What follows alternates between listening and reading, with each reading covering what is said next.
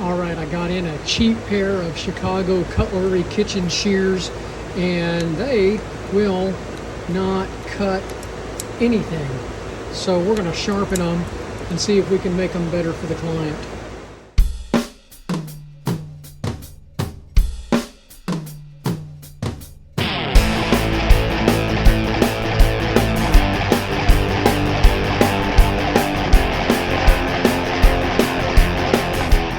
So I got it sharpened now, and they cut wonderfully now, the cloth. Let's see if they cut something thick, because this is really going to be used for like chicken or something.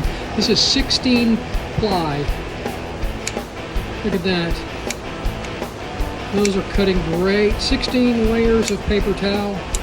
So these are ready to go back to the client. They are sharp and ready to go. Just a cheap pair of shears.